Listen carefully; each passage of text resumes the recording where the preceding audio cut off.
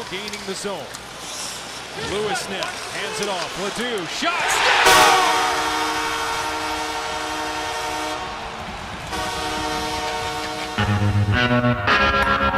Well, I'm packing up my game and I'ma head out west, where real women come equipped with scripts and fake breasts. Find a nest in the hills, chill like Flint, buy an old drop top, find a spot. Alrighty, folks, welcome back, baby, to another episode of Live in 5.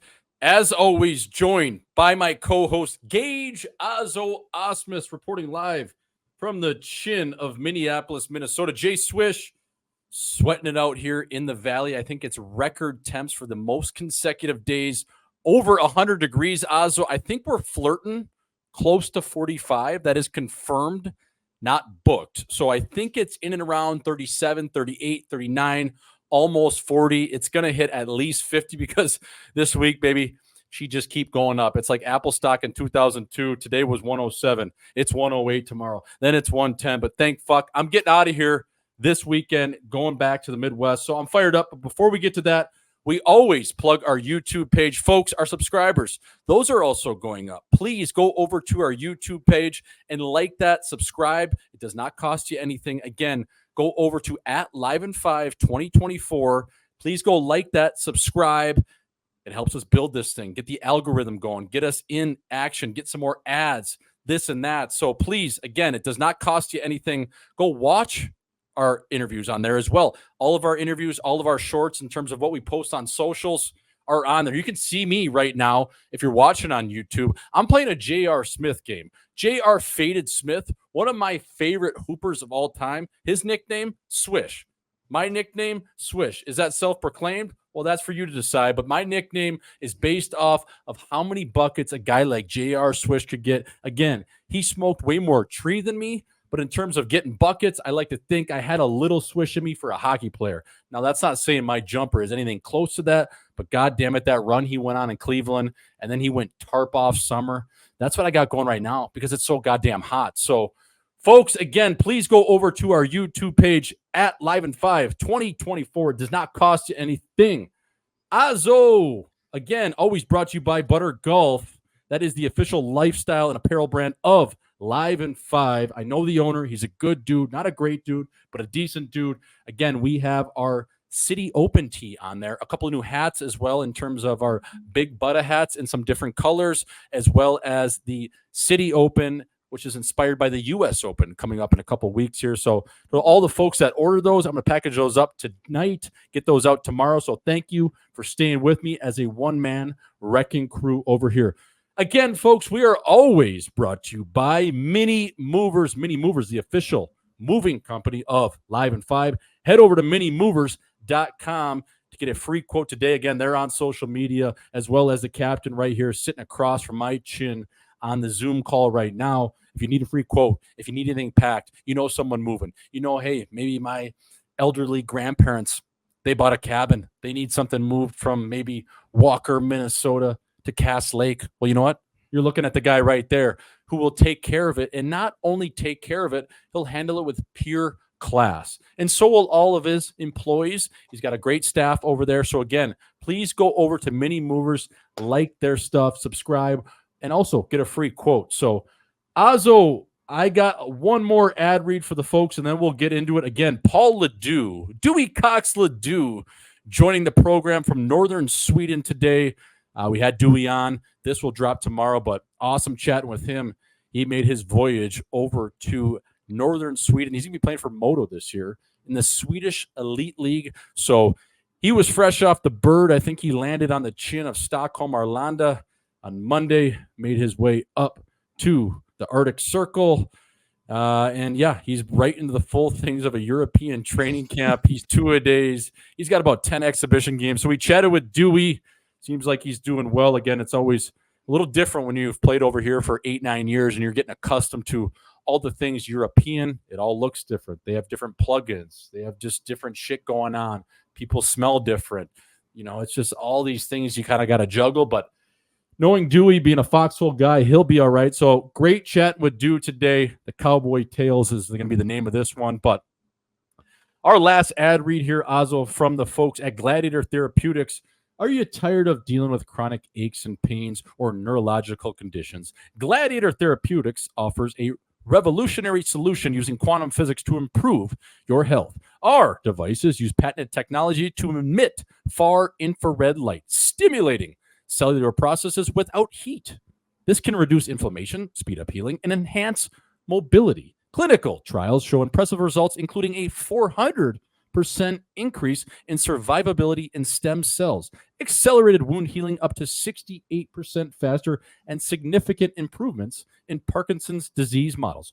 Wearable 24/7 without power, our devices can be a game changer. Visit www.gladiatortherapeutics.com/contact little-drgm to learn more and start your journey to better health today. Oh my God, that was tape to tape, fella. How are you? Azo, that's enough from me, my friend. What is up over there in Mini? How you doing, fella? Talk to me, baby. Doing well, man. And before we start, Jordo, I do have to share something that got shared with me a little while back. I forgot to mention it, but I wanted to bring it up. And I honestly kind of want to get this guy on just to go over his experience. But anyways, I get a DM from one of our listeners here, Danny Filan. I don't know how he says his last name. It's Phelan. Filan. Yeah. But anyways, Danny, he's a good boy, a hockey player. He DMs me. He starts it off pretty funny, actually. He goes, Ozzy, you can't make this up. I'm not a summer skate by any means. Play D3. Like, you can't make this up. But anyways, this guy's putting on his gitch. He gets on his stuff. He gets dressed for hockey in the summer, and he feels a couple like prickles or whatever in his nuts. And he said he kept feeling it. It kind of went numb for a little bit, and then he kept feeling it again. And he's like, "What the hell's going on?" So he takes off his gitch, and he finds a hornet in the middle of his gitch. So this hornet bit this guy like 20 times in his nuts.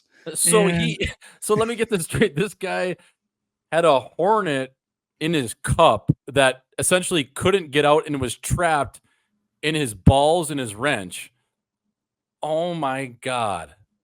Like, that thing's huge. How insane is that? That's the first I've ever heard of that. That's the first I've ever heard of that. Like, sometimes your wrench stings for various reasons. Maybe you're leaving Cabo. Maybe you've got the old Eric Clapton, the chlamydia.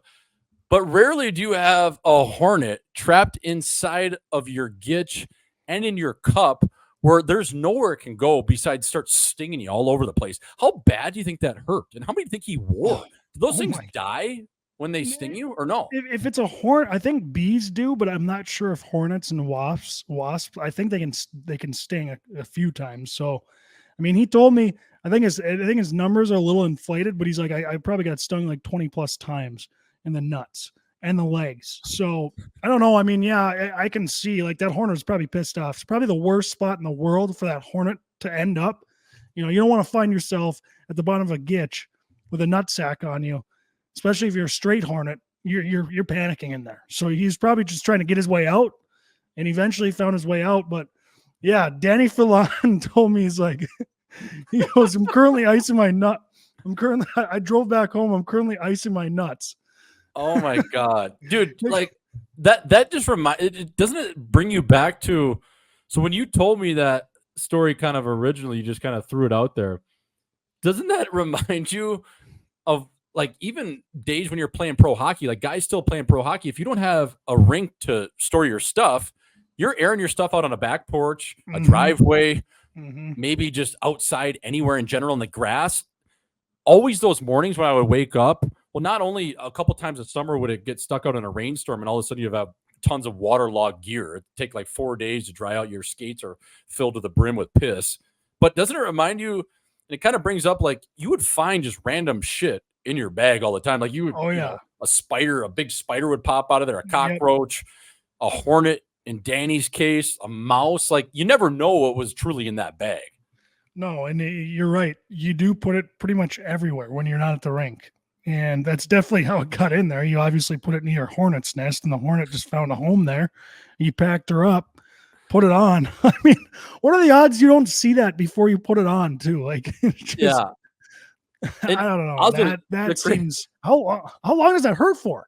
Oh, dude, especially stinging your wrench like that, like even in your inner groin, like that's a sensitive area, man. I mean, hopefully he didn't wear one on the head, no pun intended, but hopefully he didn't wear one on the head or anywhere on the ball sack, because that is not perfect. That just last year, I think I shared the story on the pod, Ozzo, but that just brought me back to last year. Remember around this time when I was in Aspen, I was playing golf, and I obviously my nuggets all over the yard. So I'm a fucking guy that carries 2 big sticks in my bag, and I tell everyone every chance I get that I have one that's a power tug and one is a banana slice. I ended up fanning one out in Aspen. It was like way out, and it was, obviously off the fairway in this rocky kind of mountain area. So I go over there and I take a practice swing, and I didn't know that hornet's nest could be in the ground. Who knew? Oh yeah.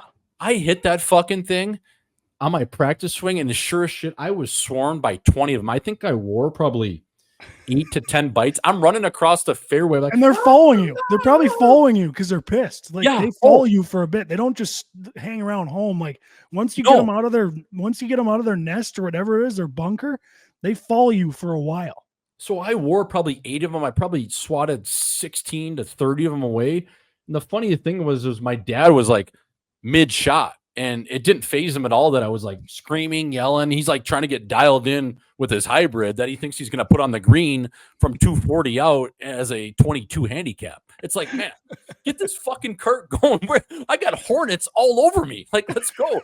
I was actually, Ozzo, because you can die from that. Not that I was close to near-death experience, but when I got stung that many times, man, I was for sure like high for the next like 2 or 3 holes. Don't they have like a little bit of like poison in them or something? Isn't that why it kind of like flames up and it hurts for like a couple hours at least? Yes. I was definitely like, I could feel it. Like I was like, not going to drop, but I was like, fuck, I'm a little lightheaded for like, 30 minutes here.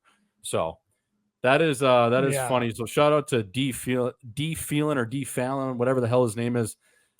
Fella, sometimes you got to check your nut. Yeah, hopefully he's recovered by now. I think that was about like 12, 13 days ago. I forgot to bring it up. I do want to get him on eventually just to tell the story to the listeners in person. I think it'd be hilarious. So yeah, Danny, if you're listening, hope all is well, brother. Ozzo, you know what I was listening to today, and it kind of reminds me of just like good old Saskatchewan boys, beer league beauties. And I know we have a couple friends of the show, especially I want to shout out one guy that we're got accustomed to knowing this past year. It was Troy Turn and Burn Turner. And I don't know if he's a guy listening to this show, but he's a good friend of a friend in terms of Colton Sanderson. And last year we were, just so lucky to have a couple nights with Turn and Burn as well as Smitty, a couple of good Saskatchewan farmers. I think Turn and Burn's a tile guy up there. So blue collar guys that play beer league. But what I'm relating this back to is, what I've been jamming out to lately, Ozzo?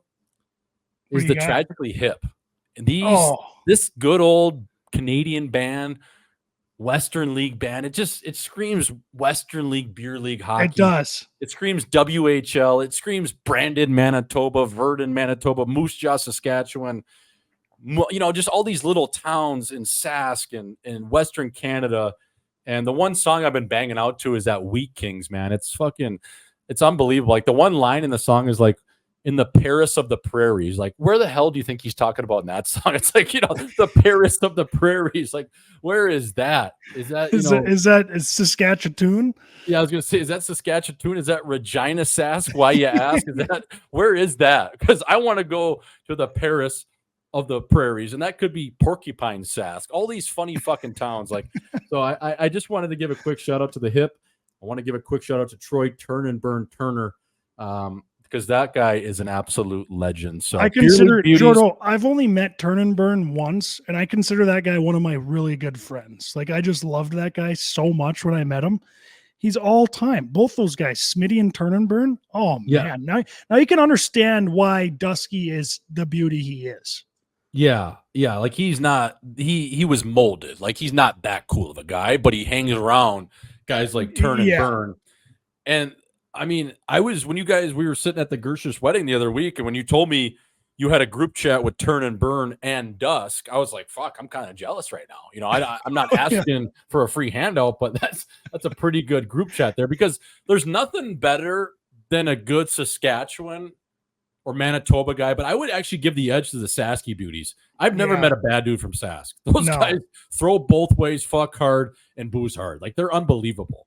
And there's one thing about Sask that I love too, is if you have a Saskatchewan plate on your car, the police will not pull you over. And I've tested this.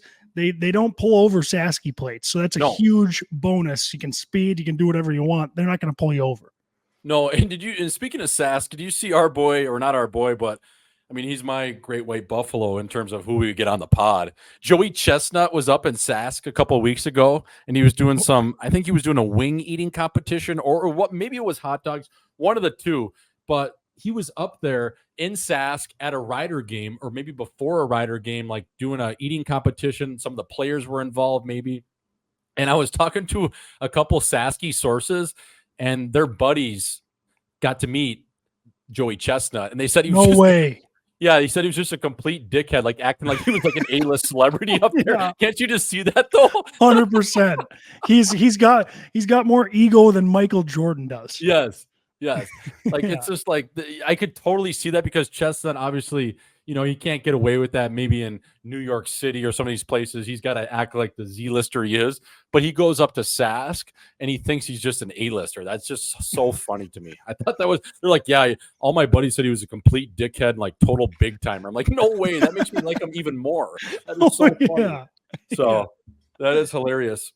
Azo, what'd you get up to this weekend, my friend? And again, what do we got going, going into this weekend? It's kind of an awkward in between Labor Day, post-wedding bend. What do you got going, brother?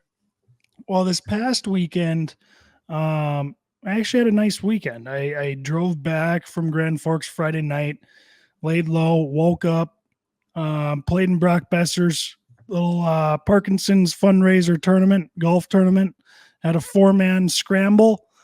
We were hoping to do better than we did. We had a great time out there, though, smoked some stogies, had a couple beers. It was a good time. And then we kind of went back to Dewey's house. Paul, he's on here. He's on the episode today. We went back to his place to kind of send him off to Sweden, our last time seeing him. And then Sunday, I woke up and I actually went to Lifetime. I sweated out a little bit. I saunaed, steamed. I went through the whole, executive workout. And then after Jordo, I actually went rollerblading, and I rollerbladed 12 miles around Lake Minnetonka.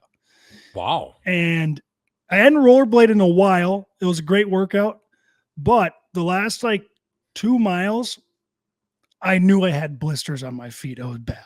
I was like, holy, I gotta either shed these blades and walk it off, or I just got to make it. And I decided to make it, and I'll show you a little bit of what I'm working with here, but it ain't great. Oh my God. Was that a solo mission you did too? No, I actually did it with Gabby, because she was a hockey player, so she can blade too pretty well. Yep. And we went, her feet were fine. But yeah, I mean, now I got to deal with these blisters. Oh, you got to get those blades punched out, fella. I know. When's the last time you had a blister? I haven't dealt with a blister in a long time, and now I'm dealing with one on both of my ankles here. It ain't great. It's tough to sleep. It was throbbing the first night. It's brutal. You almost got to call your general practitioner and say, hey, doc, I need some perks. For what? I got a blister. Well, Gage, I can't write you a script of perks for a fucking blister, fella. But no, dude, that sucks. And 12 miles, I mean, that's no slouch myself. You know what I mean? You're no slouch. It was good. I mean, I was happy with it, but I was honestly hoping I could go rollerblading this week, because it was kind of a fun little change up of a workout, but I can't go for probably 2 weeks now with these blisters. Do you have an Apple Watch on, or one of those Oura cock rings or something like that to kind of track your calories for that? Yeah, I got the Apple Watch. It's obviously just ballpark, but what did it have for that 12-mile jaunt? Because that's a good push. It was a good push, and it took me an hour and a half, I would say, around there. I wasn't completely pushing it because I was with Gabby. Yeah. But it told me I burned 900 calories. Close to that, 950 or something. So that's a hell of a Sunday for me too, because usually I spend Sundays, I make some pasta, I sit on my ass and don't do anything because the rest of the week I try to be a little disciplined with my diet. Yep. But yeah, I was happy with that Sunday. Did you guys get pissed up at that Brock Besser event, or was it just kind of, up the wall with 3 aside? Like sometimes those charity events, you can get so fucking long that all you can do is hit the piss, and before you know it, you've had 12 to 14 or. Yeah, I mean, I'm not gonna lie. I had to ride out of there. I didn't have to drive the car all day, so yeah, I gave her a good one. I mean, I had a great time. I was feeling it a little bit on Sunday morning. That's kind of why I did the executive. Yep. But I definitely towards the end, it was like you're at the point where like if you just completely shank a shot, which I almost was every shot, I like didn't care. It was just funny because you're in that like kind of head waving, like, all right, I've had a few too many out here. Yeah, that's always a nice spot to be, especially it always comes down to putting out there, right? It does. Not how you drive, it's how you arrive, and you got to show up in style. And if you don't make those putts, and those things are all just so funny. Those charity events, like there's 4 guys. You're on a team, and they start 2 teams off on each hole. Well, one team goes ahead, and then you wait until they're away from your driver distance, and then you play with just your team. So, like, I mean, I don't want to say we're cheaters, but we knew we were out of it. So we were just trying to take mulligans to like better our score just so we didn't finish so brutal. But like you can imagine how easy it would be for a team to cheat in that. Like just mark yourself down for a birdie. Like, why not? Why not? We earned Who the fuck's going to say anything? That putt should have went in. It's COVID. If that ring's in there, that's in. The foam ring, that's in. So that's always funny. Ozzo, light weekend over here for me, dude. Honestly, I stayed off the piss, and that was on purpose. I think good for you. I think it's been 2 weeks now, 2 or 3 weeks almost sober. It's kind of like that scene in Wedding Crashers, right? Been sober for 9 months now. Craig, it's like so. No, just trying to dry out a little bit. We got a big weekend coming up here. I'm gonna do some filming for our off-season stuff with Hockey Night in Scottsdale, actually going back to Chicago. So I'm fired up to get back to the Midwest. That'll be good. Going to go to a Cubs game, film in and around Wrigleyville. We got some funny stuff with Garrett Sparks, actually, a goaltender that I played with growing up. He played a little bit in the league with the Maple Leafs. So we're going to do some funny stuff in the suburbs with him. And then on Saturday, get to the chin of Wrigleyville matinee. I mean, it's the world's biggest bar. So, with the Heat Daddy. That's going to be all time. Jordo, when you're not boozing, I always like asking guys this. Do you feel any different? Do you feel better? Or is it like... I mean, other than waking up on Saturday knowing that I didn't booze and have 20 drinks, yeah, I feel better. I feel more productive. I feel like I get some more stuff done. Am I bored as hell? Absolutely. I mean, I was sitting there on Friday night. I was like, fuck, do I go pick up a pack of smokes and burn down some spliffs? Do I get some edibles? Do I call a mushroom guy? Like, what do I do? I was able to fight it off and doing some dinners. Actually, shout out to Coach Dar. Went to dinner with her and a couple other dudes. But yeah, man, it was boring. Like I kind of just purposely put myself on pause. So I've been running around a lot this summer, and I was like, you know what? I just want to hit reset. And sometimes just hanging out with yourself is kind of nice. I'm a big solo mission guy. Friday night, actually, I went to dinner by myself. Saturday, I got together with a couple people, including Dar. But on Friday night, Ozzo, I went over to Houston's, which is on Scottsdale Road. Nice. And I just sat there at the bar. I love that. 30, almost soon to be 31-year-old. And I just sat there and I had a Sprite, like a total just, jabroni. Had a Sprite and a water, had an Americano, treated myself to a nice little steak, shrimp cocktail, and I was out of there, right? Drove the Bronco back up north, and I got in bed, and it was a nice little Friday. And Saturday, I'm trying to think what I got up to. It wasn't a ton. I mean, I worked out a couple times. And then met some folks for dinner, but yeah, man, it was nice. That's probably the biggest upside of not drinking. I don't even think it's like physical or like, I think it honestly is because you get bored, and boredom kind of creates motivation because you're like, I gotta do something because I'm bored, and I might as well do something productive. So I think that's like the biggest benefit of it. And I think, Ozzo, sometimes when you just sit with your own chin, not to get philosophical here, but I think sometimes it sparks creativity. It sparks For new sure. ideas. You're sitting there, you're a little bored. You're like, oh, fuck. Like, I got to think of something, or I got to just different things. Mhm. What can we do for the pod? What can we do for Butter Golf? What can I do better in life? Whatever it is. So I just think sometimes, you know what? You got to hit the reset.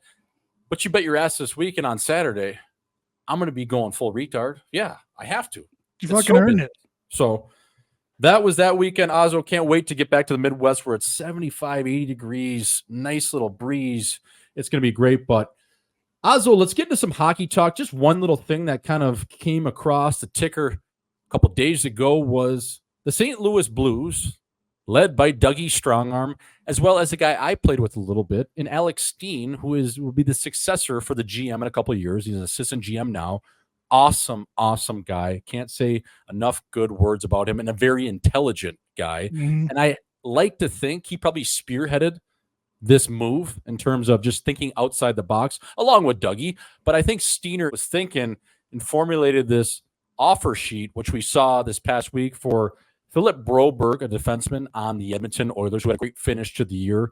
Yep. I think if he can stay on his trajectory, he's at least a number 2-3 defenseman, maybe a 4, as well as Dylan Holloway, who played at the University of Wisconsin. He's a 3-4 year pro, former first-round pick. So they ended up offer sheeting both of those guys, and they did it in such a strategic way where Holloway just fell under the threshold of the second-round pick. So if they were to not be able to sign him in terms of Edmonton, St. Louis would only give up a third-round pick. And for Broberg, I think it was like 4.5 for 2 years they offered him. So that was just under the threshold of a couple first-round picks. It'd only be a second-round pick. And they made a savvy move earlier in the day to acquire those picks from Pittsburgh. So a lot of wheeling and dealing, a lot of sneaky, subtle little moves. Now, Edmonton, they have 7 days to match that offer. Otherwise, those players will be heading to St. Louis. So Stanley Bowman, who just got the job there as the general manager up in Edmonton, as I like to call it, will have some work to do.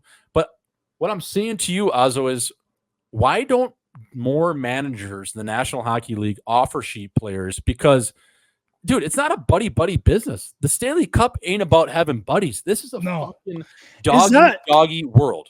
Jordan, I wanted to ask you, too, because I saw that offer sheet, and you don't see that too often. So I was wondering, I don't know exactly what that means. So can you walk us through, like I'm a fifth grader, like what that actually means? And yeah, why don't you see it more often? Because I was reading it and it kind of puts like Edmonton under a little pressure to sign these guys, and then if not, they lose them.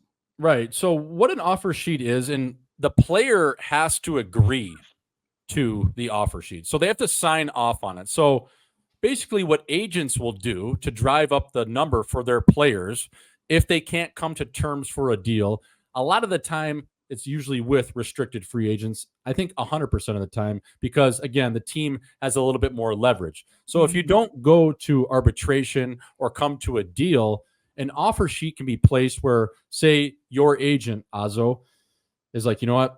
We're asking for, in Broberg's case, we'll use that number. They were asking for 1.8 over 2 years, just a nice bridge deal. Edmonton was saying, no way, we're not going to pay you that. So it comes to a little bit of a stalemate where probably both sides aren't talking.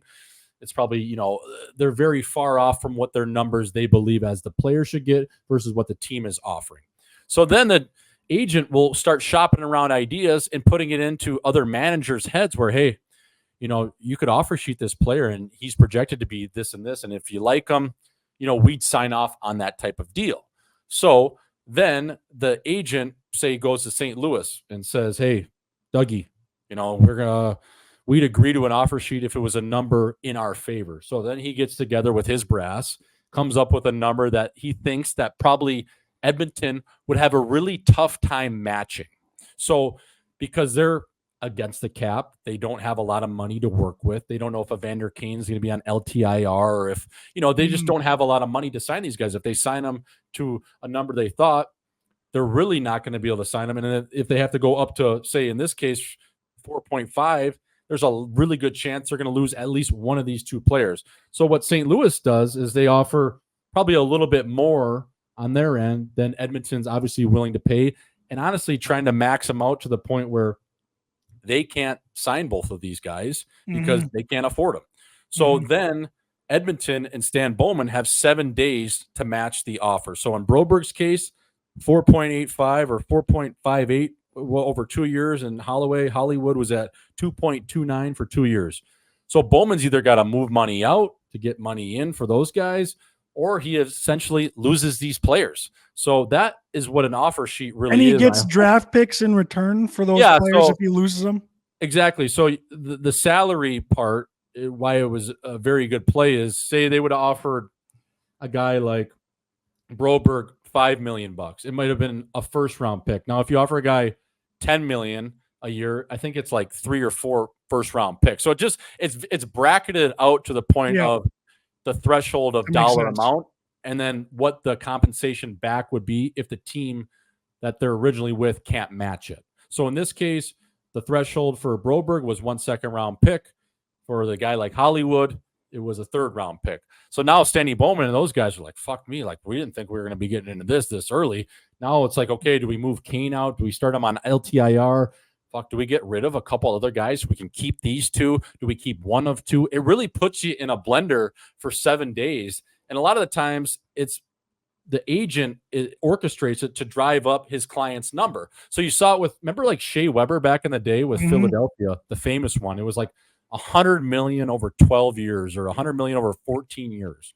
And they ended up matching that, obviously, in Nashville because they're not going to lose their captain. You saw it with Jesper Kotkaniemi with the Montreal Canadiens and the Carolina Hurricanes. They overpaid him. They paid him like 4.3 over 7 years because they wanted him and they kind of wanted to fuck Montreal out of it, where he was probably like a $2 million player at the time. So it's interesting, Ozzo, and you wonder why more managers, if they like these players and they know that teams are against the cap, and especially in this cap era, why more teams wouldn't do that. It's because they're all buddies, eh? Exactly. Like they're friends and they don't want to fuck over their friend. But it's like, I mean, you were just saying it's a Stanley Cup, man. There ain't no buddies in this.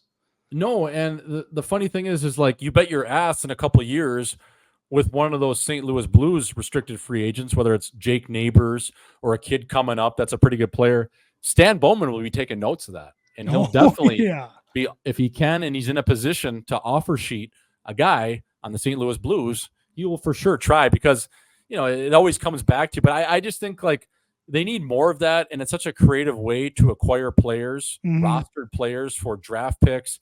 And then it puts a team like Edmonton in the soup a little bit of like, holy shit, like, what do we do? Like, we have 2 of these young players that are promising players. We don't really have anything in our system. Our team is older as is, and we're in win now. What do we do? And you have 7 days to kind of get your brass together, figure it out, come up with a game plan, and ultimately sign those guys to what that number is, or you lose them. So I just think it's a great play, and it's aggressive. It takes moose knuckles, a set of balls to do it. And I just thought we should just bring that up. You think Stanley Bowman sees that coming or gets wind of it? Or do you think he just wakes up one day and he's just like, holy fuck, we got work to do now? Yeah, I think the thought of it happening to all of your restricted free agents could be just as you said, but you never expect it to actually happen to you, right? Because you don't see it a ton. It's maybe once every 2 years or 3 years you see it. It's like the Olympics. It's not usual, or it's not, a thing that happens every offseason. So yeah, I love that move, especially for the Blues that are trying to get younger, trying to get better. Throw a little bit more money at these guys. And see if we can peel these guys off a very good team at Edmonton. So that was interesting. Ozzo, next week, again, for the 52nd episode, the 1-year anniversary, we will be having the Live in 5 awards, the Chin of the Year, the Male Athlete of the Year. We have some funny awards we're going to draw up. So, again, that'll be next week. That'll be dedicated. Hopefully, we can have some guys call in. Hopefully, a guy like Spicy Tuna, maybe we can get him on just for a little cameo appearance of the Chin of the Year. But we got to put our noggins together and come up with some awards. Again, folks that are listening, if you have a funny award for us, we will definitely consider it. So, again, if you're just a very loyal listener and you have an idea, DM us, comment on this video on YouTube, share it with other buddies, even comment on a post. Like, what do you want to see in the Live in 5 awards? We're still trying to come up with a name for the Live in 5 awards, too, to get a little bit more creative with it. So, stay with us on that front. Azo, I want to get into this more lifestyle talk with you. And just before we get to Paul, Dewey Cox LaDue, I wanted to ask you, bro, just as summer is winding down a little bit, it's always a sadder time. I mean, we still got 3-4 weeks with us, but wanted to ask you, like, what are some of the best concerts you've been to? Were they outside, inside? What type of bands? Like, is there one or two concerts that sticks out to you? Or like, wow, I wish I could go back to that night because fuck me, was I all goofed up on Mountain Dew and they brought down the fucking house. I got 3, Jordo, and I've actually seen the one guy twice. I saw him outdoors and indoors at the XL Energy Center. I actually like the XL Energy Center better than the outdoor one. But my 3 concerts, and I don't know, like none of these guys are really country music artists, in my opinion. They kind of are. You'll hear this soon, but I feel like all the country concerts are great. I love them. I go to that's most of the concerts I go to because it's in the summer, outdoors. Love them. There's always those festivals around Minnesota, but they kind of just all bunch together as the same thing. They're all a great time. But the 3 I have, Jordo, number 1 is Kid Rock. By far and away, like, I don't know, like the first time I went to Kid Rock, Jordo, it was at We Fest, and I was actually pissed off that I was going because I didn't know really any of Kid Rock's songs. And I'm like, God, I got to go to We Fest and go to Kid Rock. Don't know any of his music. I go. Guy just puts on an absolute show. Like, you don't have to know any of his music. He puts on an absolute show. He's an entertainer. He plays every instrument out there. He fires up the crowd, and he's got some bangers. Let's be honest, he does. And then I went and saw him with my buddy Jude Hull, his dad named Brett Hull. Heard a lot about you. Heard a lot about you. Heard a lot about you. Yeah, so Brett Hull's his dad. So Brett actually lives in Nashville. He's really good buddies with Bob. They call him Kid Rock. And he got us like friends and family passes to this concert at the XL Energy Center. And it might have been the best day of my life. It was unbelievable. And then number 2 that sticks out to me is Coldplay. Oh. Not a huge Coldplay. Like, I like a lot of their music, but like their concert, it's bonkers. There's lights going on. He also runs up and down the stage, plays every instrument. Chris Martin, yeah, that guy is such a legend. Unbelievable concert. The amount of money they put into their set, I can't, like, how much does that take? Just how much does a set cost? Because they've got like huge monitors behind the screen and how much does it cost? And then how much does it cost to put up and take down every time and then travel to the next, venue or wherever they're going? I would love to see that part. But Coldplay, number 2, and then number 3 is Post Malone. I saw him at the XL Energy Center as well. Unbelievable in person. Some of those rap guys, and now Posty's a little bit country now, but some of those rap concerts I've went to, they sound great over the radio, but then you hear them live and you're like, this ain't the same. Posty sounded better in person, and obviously he's got bangers. So those are my top 3, Jordo. I haven't seen one that I need to get to is the Red Hot Chili Peppers, and I think you've seen them. They might be on your list, but that's on my bucket list for sure. Dude, Chris Martin, when he's running up and down that stage and the lights, you're a sky full of stars. And then he's got everyone's got those light up wristbands on, and half the crowd is on acid and the other half is on disco biscuits, and everyone's sweating in the stands, just going crazy. There's nothing better than Coldplay, fella. They're unbelievable. All time.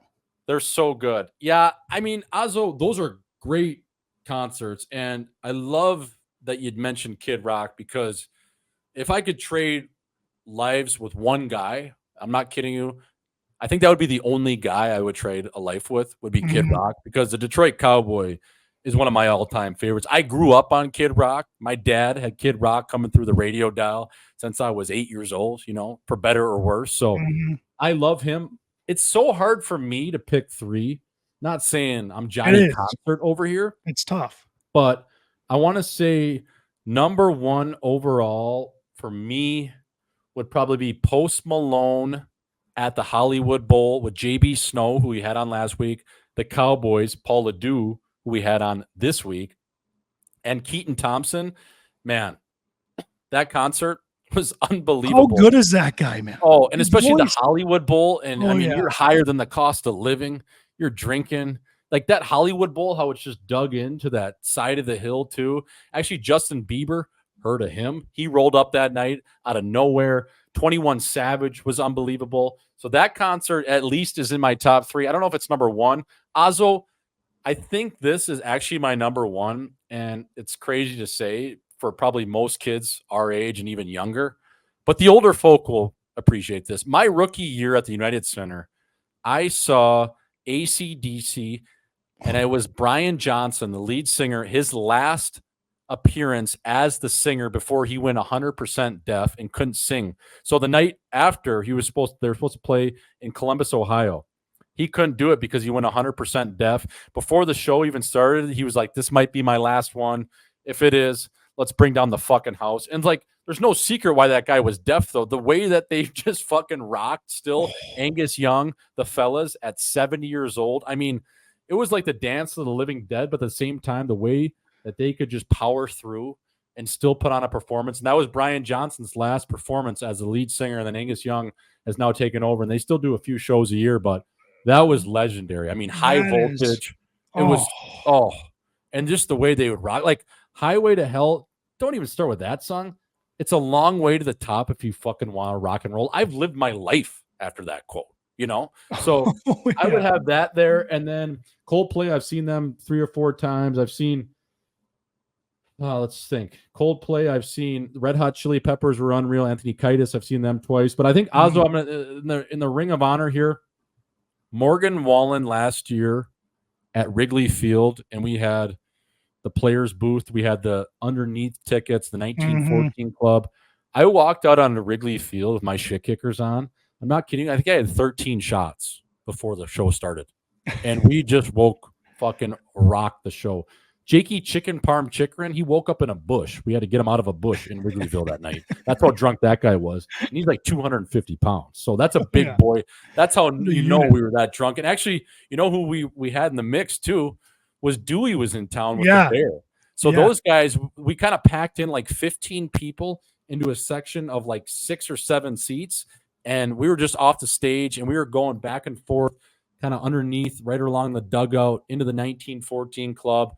Drinks were free. Chicks were hot. Morgan Wallen. When this bar came on, oh, my God. Got whiskey bent on whiskey sour. I wanted to tuck anything that moved. I was like, just let me hammer something right now. Either it's a drink, a chick. I don't even know. I'm so fired up. I don't even have any Cialis in my system. I'm just fucking ready to rock.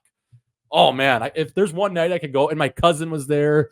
He was wheeling a chick that was like 30. It was unbelievable. So that venue, though, in general, Wrigley, is just all time. So I've never been to Wrigley, Jordo. Oh my God, dude, we got to go next summer at least. Yeah, yeah. I mean, the country concerts, like Morgan Wallen's all time. I haven't seen him yet in person either, so I gotta get to him for sure. I wanted to shout out Lumineers though, Jordo. Yes. People wouldn't think about them. Went to Lumineers. Oh man, those guys are unbelievable too. Lumineers, I saw them with my sister here in Scottsdale or at the Gila River Arena. That's a bucket list. That's like also, that's like a one you want to see at Red Rocks. Have you been to Red Rocks? Yeah. No, I mean that is like, I would want to see them at Red Rocks. Them or like a Mumford and Sons. Yes. Oh, it'd be all time. Yeah, you're just you're walking in there and you got 4 joints just pearled up, ready to go. For sure. There's a couple IPA beers, so it's hitting the screws a little different, and you're just tickling it, tickling the ivory. But yeah, dude, there's nothing better than live music. So, and people like listening, like we want to hear like your favorites too. So get at us again with the comments and whatnot. But Azo, my last little bit here, I had the People's Insider Term of the Week, my friend, and this week it is sneaky. And how does sneaky relate to anything? Or what does sneaky really mean? So sneaky is one of the best terms to use Whether you're throwing a DM out there, you're throwing a little bait in the water, or maybe you see a chick at the bar, or maybe she's walking down the street and you kind of flag her down, or it's a message you send her.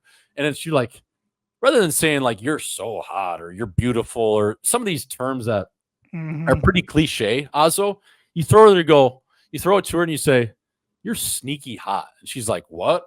And you're like, yeah, you're like so sexy, but cute at the same time. They'll 100% of the time, they'll be like, yeah, I actually really like that. I'm like, yeah, I know. Cause you're so sneaky hot. And like, there's nothing better than seeing like a sneaky 8 or a sneaky 7 or even a sneaky 9. Like she's not in your face, but she's like beautiful, cute, and sexy all at the same time. And it's a great term to throw out there because a lot of the times these guys, they go way over the top. They come over the top roof, come over the top deck or the wet deck, and it's just too much too soon. But if you go and you're out and you see a gal across the bar, or you even want to just shoot your shot on a DM, or maybe it's a waitress, you're like, oh my God, like I was just thinking about it while you kind of walked away there. Like, you're sneaky, really hot. And they're like, what does that even mean? I'm like, you're like beautiful, cute, and sexy at the same time. They're like, and like, you kind of want to know when a chick like kind of turns her ears, like they're listening now. Oh, yeah. Usually that happens. Yeah. And they're like, you know what?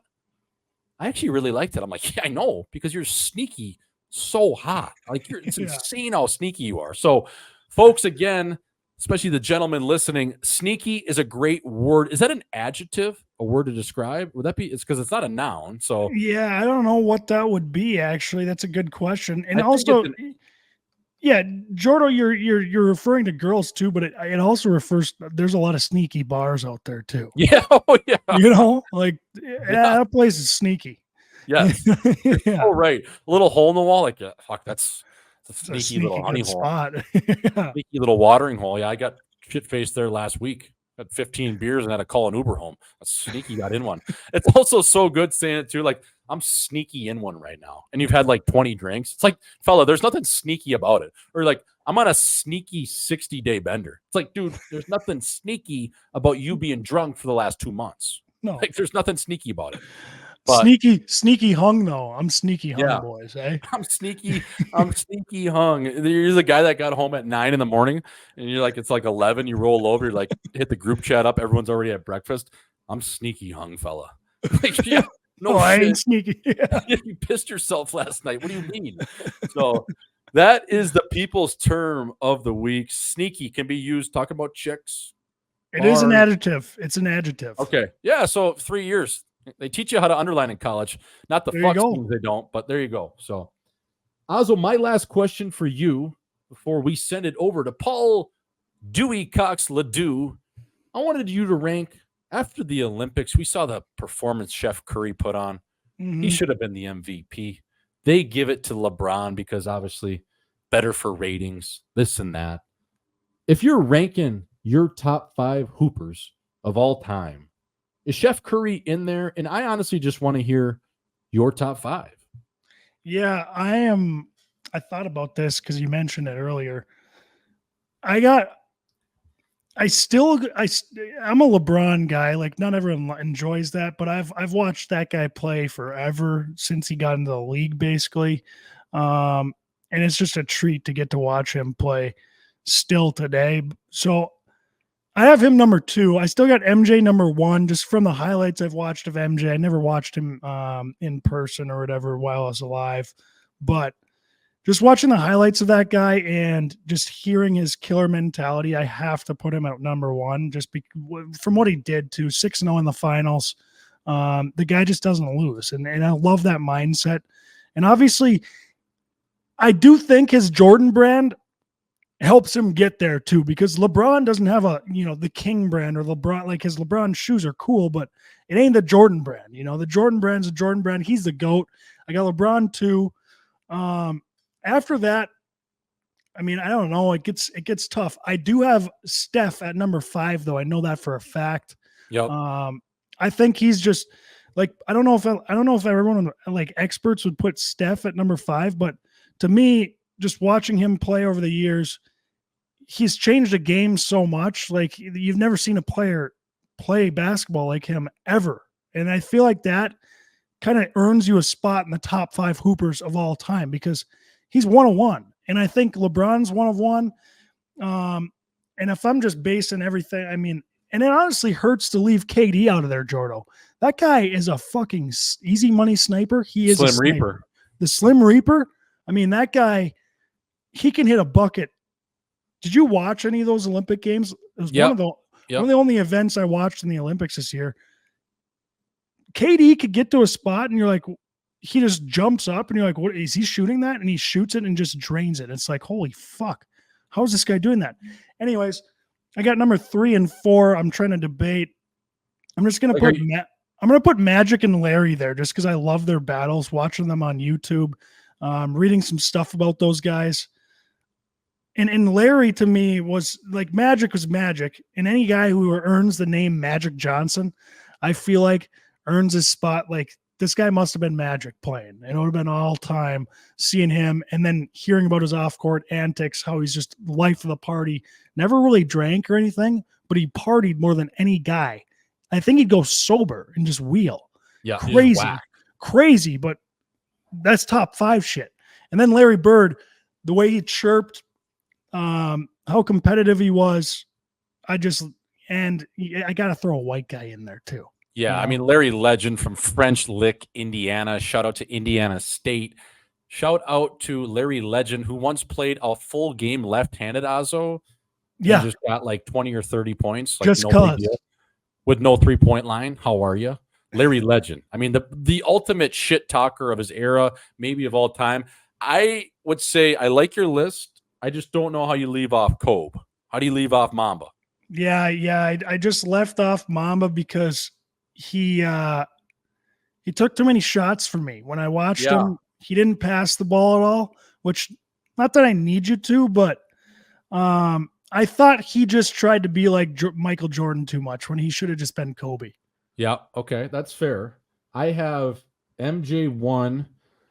Chef Curry is 5 for me, and he's climbed. It's crazy to say that. Yeah. If he wins another one, man, like he's closer to me to LeBron than LeBron is to MJ. Mm-hmm. Is that crazy? No, I don't think so. I think that dude, do you see him twinkle toeing out there? Oh he's crazy. You see that shot he shot over Wemby in the gold medal game? I mean, he lofted that thing like straight up. He's 36, man. I know, it doesn't make sense. That still frame too on that dagger he hit with like 2 minutes left, where he had 4 guys open. He had arguably the best player of all time in LeBron wide open. He had Easy Money and Slim Reaper and Book all wide open. And he had 2 guys on him from the fucking volleyball line, hand in his face, right on his chin, and buries that thing and then says, you know what? Good night, Jim Kite.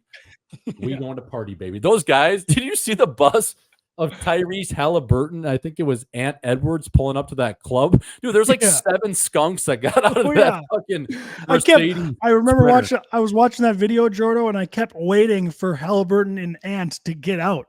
Because there was like a pile of girls just getting out of the car. I'm like, where do you think they find those girls? They fly them over, like they're just there visiting, and somehow like, I don't know how those girls get in there. You think, how cool do those girls think they are because they were in that car? Those are some bad little mamas that either flew in on their own dime or they are locals that are living in Paris now. Because I mean the trim that those guys can get, like that video should have been 12 seconds long, but the amount of girls they had in there, I think it was like a 90-second video. I'm like, how many chicks do they have in this Sprinter van right now? And then you just see Ant and Tyrese get out. And then the beauty play was actually of the night was D Book biking home, faded. Yes. After the night ended at like 5 a.m. That was like, nails. Like the security's like trying to hold him back. He's like, I'm straight. He's got his like, bomber jacket on, USA gold. It was just nasty, like so sick with the Detroit Tigers hat on, shades on, like high as hell. Like I was like, I love seeing that. That guy's a G. That's gotta be sketchy doing that though. A guy like him, like, I feel like he'd get mauled by people. Yeah, they for sure had a security van following him or something once they saw that. But no, that was all time, and that kind of wraps up the Olympics. Ozzo, we talked a little bit with Dewey in terms of just that pole vaulter, his wrench getting cut on the bar there, but I think that's all we got. I think we should send it over to Dewey live from Sweden, my friend. Check in on our brother, the cowboy he is. So tape to tape with you, Captain. As always, that is the pre-show, folks. we are almost to the year anniversary of Live in 5. So next week, we'll be doing the award show. Hopefully have some guys call in. But until then, we have our boy Paul LaDue stopping by the program. Up next, Paul LaDue from northern Sweden. Cap, tape to tape as always, baby. Woo! Alrighty, folks, 93.1 back in the lab with a pen and the pad, bringing you them bars, fam.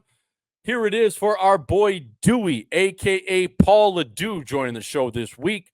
Grand Forks, North Dakota, that's where he was raised. The University of North Dakota, that's where he was hazed. LaDue, LaDon't, LaThink. This dude's been a pro for 9 years now on a hockey rink.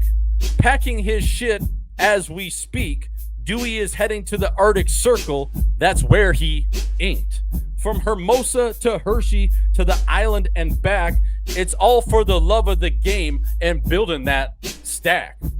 Old Dewey, new Dewey, don't get it twisted. He's engaged now on his own terms, even if his girl Kip persisted. Or would it be insisted? I don't know, bro. I'm on these bars like stick on puck. I can't believe it's taken us 52 episodes to get this legend on. What the fuck?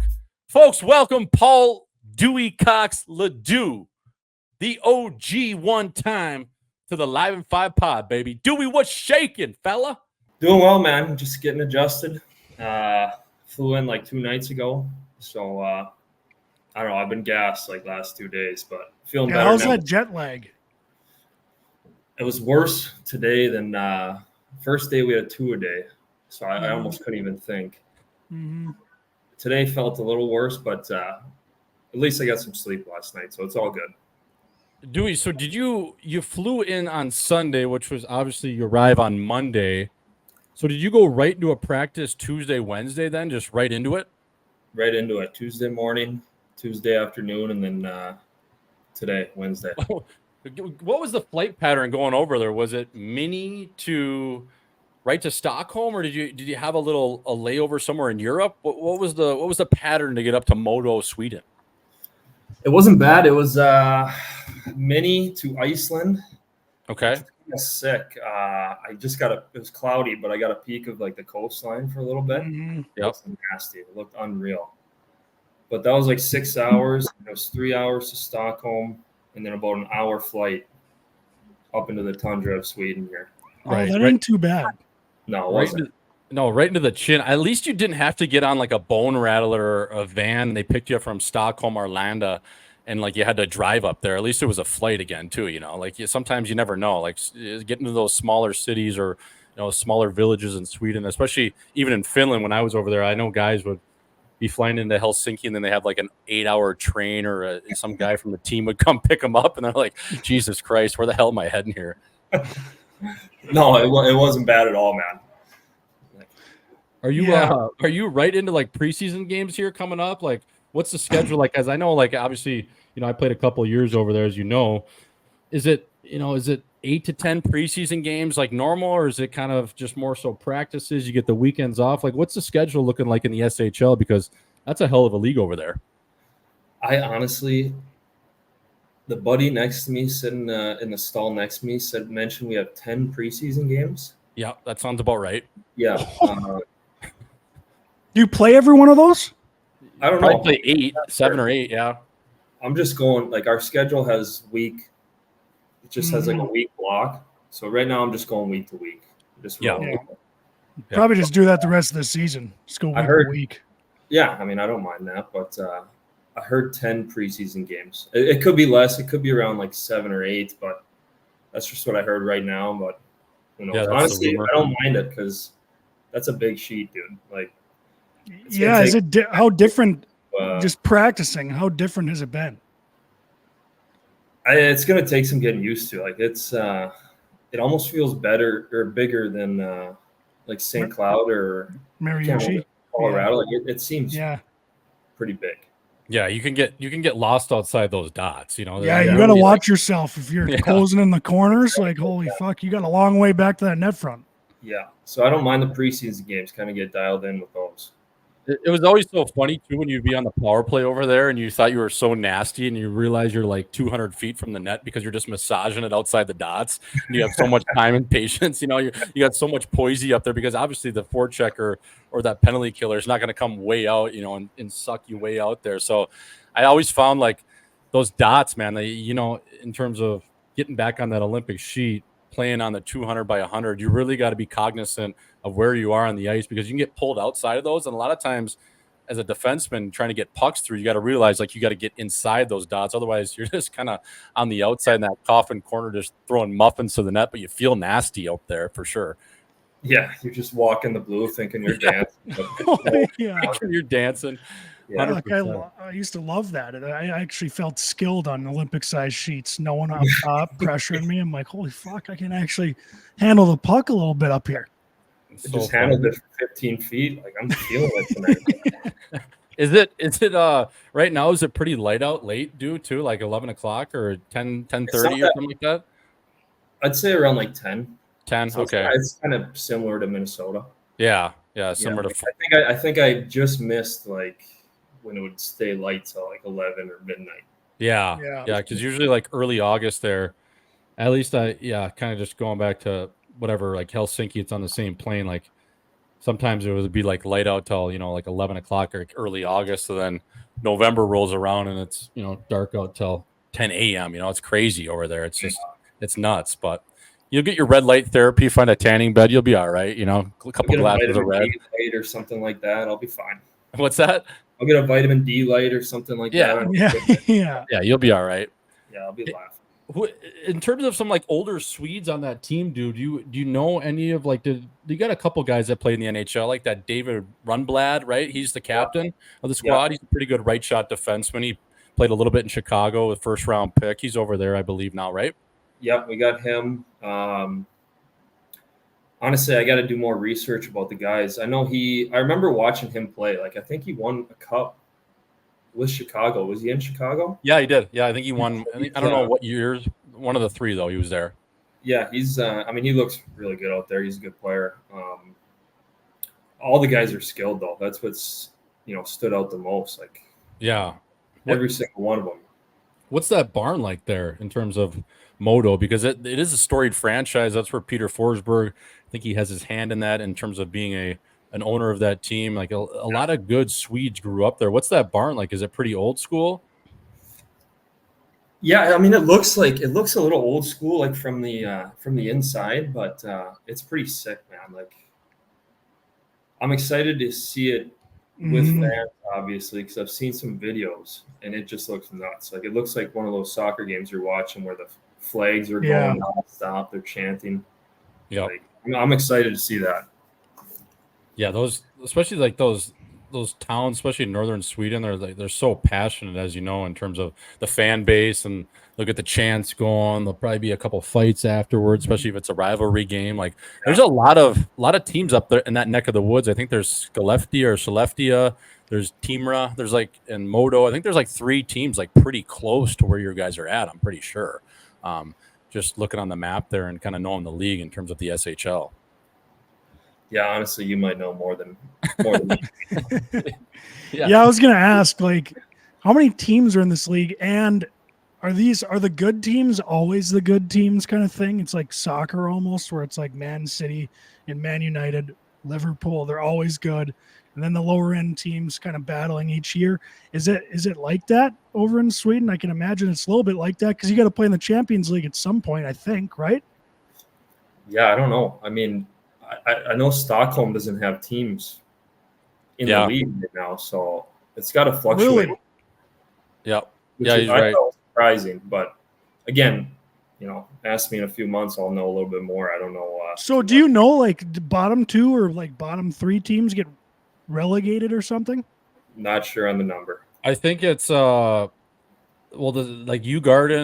Sortizal, or what, I forget. There's 3 teams in AIK. There's 3 teams in Stockholm. They're all in the second league right now. And that Ugarden team, that's the big team.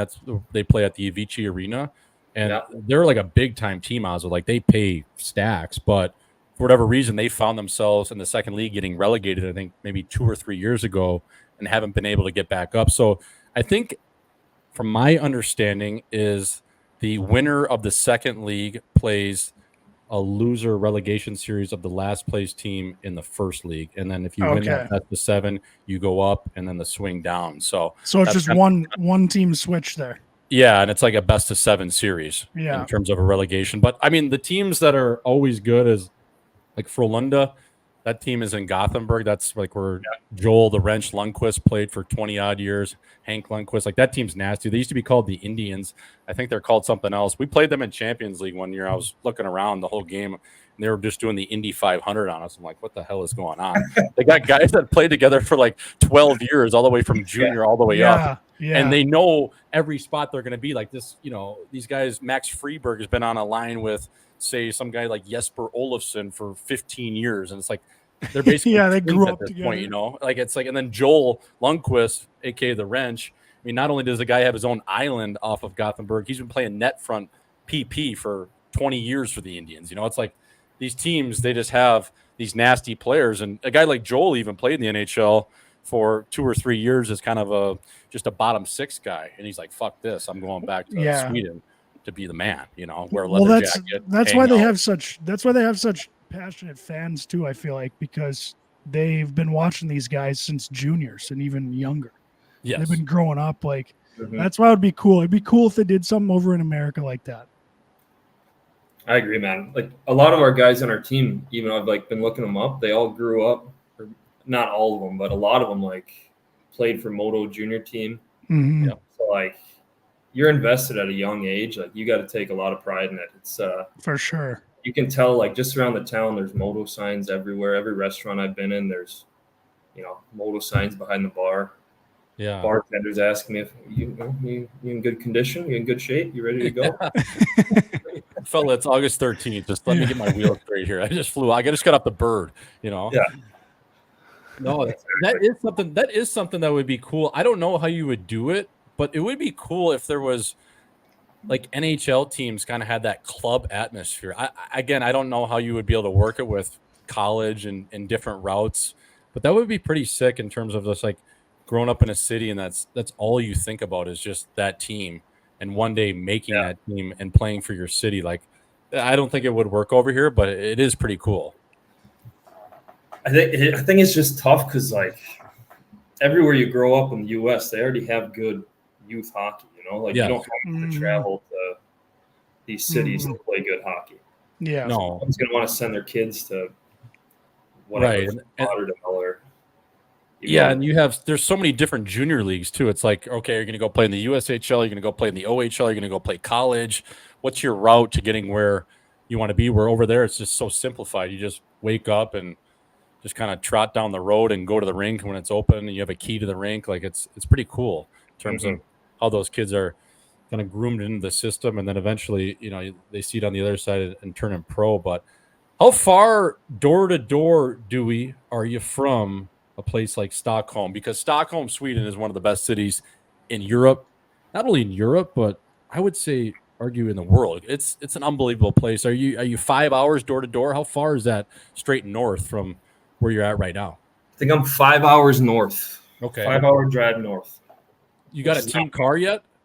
I got a team car. It's electric though, so I don't know. I got to get adjusted to that. I don't know how far I can get on one of those, but then how long does it take to charge? Coming from a guy that drives an F-150, that's a little different, fella. Exactly. I'm driving by the F-150s in the lot too. Oh my god. Yeah. Do they have your do they have like a big is it wrapped? Do they have like your name on the car or anything like that? It's not like huge, but there's 6 LaDue on the car, which is pretty funny. You go -3 one night, you park car's just trashed. His tires slashed, you leave it overnight because you can't drive. Pizza up the middle late in the third, car trashed. It's towed somewhere in bumfuck nowhere. All the tires are off of it. On the cinder blocks and the concrete. That's why they do it. Yeah, for sure. Any other Americans on that squad? Who are you working with for like an import crew? Is it Canadian kids? What do you got brewing over there? Two Canadians, Riley Woods and Sam Vigneault. Okay, I think that's how you say it. But they've been here for a few years now, which is nice. They've kind of been showing me the ropes and all that. But Other than that, we just have other Europeans. Got a guy from Denmark, that Alexander True, who did you ever play against him? Yeah, I played against him. Played for San Jose for a while. He's a good player in the AHL. I had a few battles with him in recent years, but other than that, we got a few Finns, a Czech kid, and the rest I think are Swedes. Okay. Is there an import rule in that league? Is there is it 5 or something? I don't even know. I'm 5 or 7 maybe. Yeah, you got to. Have you had the Swedish meatballs yet, there, bro? Haven't had any Swedish meatballs yet. Oh my god! I will say though, every meal I've had has been unbelievable. Really? Yeah, it's been so good. Okay, that's good. Yeah, I mean, I've been eating out every meal, but yeah. Well, you gotta, right? You're not gonna be cooking. You're there solo right now. You gotta go scout it out, see what's going on in the town. Yeah, see what's buzzing. Yeah, the food's been unreal. I don't know if it's more natural. I think it is. I think everything's natural. Tap water, they say, is perfectly fine. I showed up at the rink with 4 bottles of water, and they're like, "What are you doing? Just fill up the tap." Yeah, I know. You never know going into a new spot, but right, you have no idea. It's just, it could be like Russia where they got dirt in it, or Mexico where you get the shits. You never know what's you can't just trust it. You gotta keep it in the bottle for a bit here, fella. Yeah. 100%. I'm trying to think whatever other good Nordic meals there are. Salmon soup was big in Finland. I don't know if they have that in Sweden. I think they do, especially up in that neck of the woods. The meatballs, though, those guys, I remember they just loved mucking the Swedish meatballs. It's like meatballs, and they would actually get mashed potatoes with it. There was an IKEA. They would actually go to IKEA in Helsinki, the Swedish guys. Yeah, and they would muck it. Yeah. They'd be like, let's go to IKEA. I'm like, well, no, I don't need a dresser, and I don't think the meatballs there are that good, but, maybe next week, my friend. I don't need a dresser. Have you ever had them in the U.S., the meatballs? No, I haven't. I've had them. I've bought them from IKEA. They're good, but Are they? Okay, so they're actually decent. IKEA. They're good. I don't know. They might be better over here. I might go try them. Yeah, you should. Scout it out. Good. Yeah. Maybe walk out with a dresser. You never know. Yeah, Bed Bath & Beyond, Home Depot. You never know. Maybe you get one of those signs that says "Live, Laugh, Love." Hang it right above the shitter. There you go. Yeah. When it's day 282 and you haven't seen the sun, well, look at that sign. Live, laugh, love. We're okay here. Laugh, I bet, when you get because your dog's gonna come over, right? Lair's gonna make the trek. We're gonna try to. I just signed him up to be a service dog. Okay. Funny, he's got the best going and everything, but I don't know how that's gonna work. I was kind of scouting out the airplanes. It seems tight, but we're gonna try everything to get him over here. You almost gotta tranquilize him. So that's what I'm saying. The best thing to do is just get out in the woods here and bring him out. So I think we got to get him. That's what I was thinking. If you can, because it sucks when you have to put him under, that you just feel bad. Yeah, right? No, I can't do that. He would stay home if we had to. When I had a roommate and we had Reg, we would put him under because we didn't have the service dog thing, and you'd always just feel so bad. But it's nice having a fella over there. I'll tell you that, because, dude, you get out in those woods, especially in the chin of northern Sweden, after maybe having a little bit of a ice bath and a sauna on a Sunday, and you get out there, it's pretty good living. You go for a trip with your fella. Those boys up there, they got to be doing that too, right? The hot and the ice, they got to be big into that culture in terms of the sauna. Have you scouted out a sauna place? I know you've only been there for about 48 hours, but they got to be big into the cold tub sauna culture. I would think so. There's not a sauna at the rink, but I'm gonna go as soon as I get my phone dialed in where I actually have GPS on my phone. Yeah, I'm gonna go scout out the area because I don't know.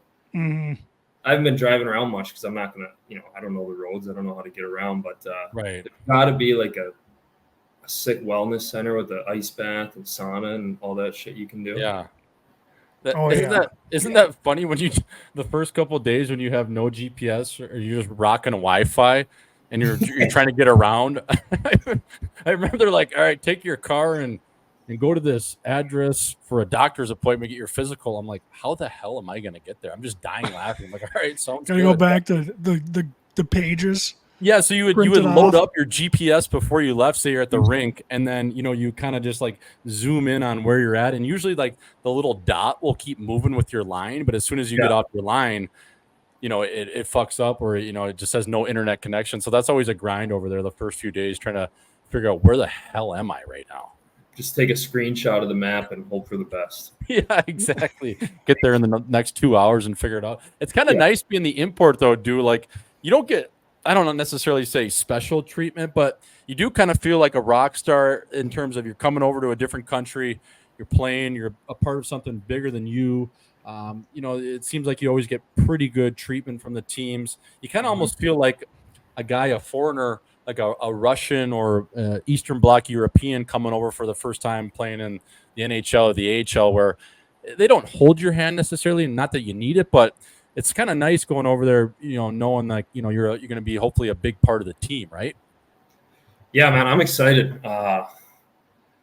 Like I said, like this is a sick program, and the fans, they look insane, like they look nuts. And I'm coming from Bridgeport, which was a good spot, but you've been there. It's nuts, dude. Like it's like a seat night.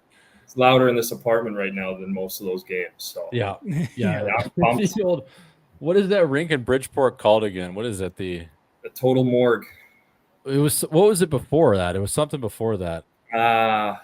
What was it? They changed it pretty early, but I forget what it was. Oh my God, those Sundays. Total Mortgage for like. We've talked about it before, but on this pod. But oh my God, dude, dress like a seat night. It's you on the ice and your agent. And that's about it, right? Maybe your ex-wife and the kids stop by of the captain, and that's pretty much all that's at a game there. So it'll be cool to get into those rinks, and I think most of those rinks in that league sell out. I mean, I know that rink in Gothenburg we were talking about with Frölunda, like that rink was built 2 years ago, maybe 3 years ago, and that's like a 20,000 seat barn that they just stuff. Really? It's high end. Is that probably one of the bigger ones in the league, eh? If not, that in Stockholm, but Stockholm's not in the league right now. But yeah, that I would say right now that's probably the biggest. It has to be for sure.